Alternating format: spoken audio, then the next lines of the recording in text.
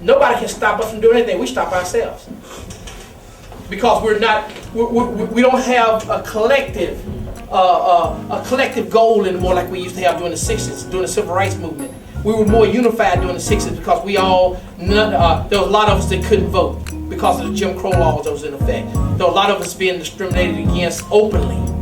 Now discrimination is more subtle, and there's more of us doing well today. A lot of us got a big bank account now. We live out in Roseville now, and different places where we don't have to really. We're independent. We don't need each other no more. We figure. So the need is not there. So we don't work together like we used to. When we all were struggling, we worked together. See, when you face an adversity, you pull together. But as soon as things get good, you run off, and there's no need for it no more. But unfortunately, there's a lot of us still left behind. And we're not concerned about the ones left behind, especially the kids. See, there are kids that are born in our communities every day, in the black communities all over the country. There are young black boys, young black girls that are born in poverty. Daddy and mothers are gone, don't know where they are sometimes. Daddy's in prisons, mothers in a bad shape sometimes, and the kids are struggling. And those of us who are doing good won't come back into those communities and help those kids. Those kids don't deserve that. Those kids come to school every day.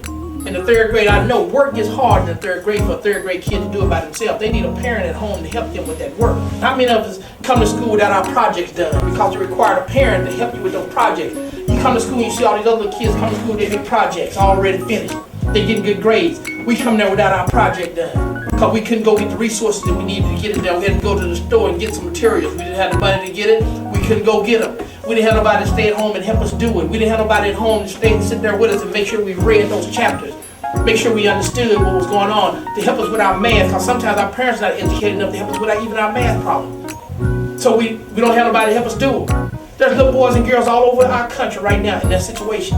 And the ones of us who do know how to do it, we don't put together programs like this where we can help those kids learn so they don't be far behind. So what happens is when you don't get that help, you come to school, you're so far behind, you're not prepared, you give up, you lose interest in school.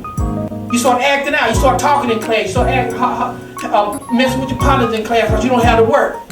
You're not even interested in it. The teacher start talking about something on the board, you don't understand it because you didn't get no help at home with it. So it loses your interest. Our kids are falling out of school at an early age. They're losing interest in school because they don't have the help. That shouldn't be happening. There's enough of us with education where we can help those kids.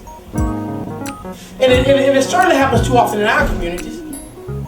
There's no reason for it. That's why I want to start the tutoring program for the little elementary boys pretty soon. You guys need to help those little boys to make sure when they get in high school, get in junior high school, they're prepared. They know their math. They can read. They won't fall behind.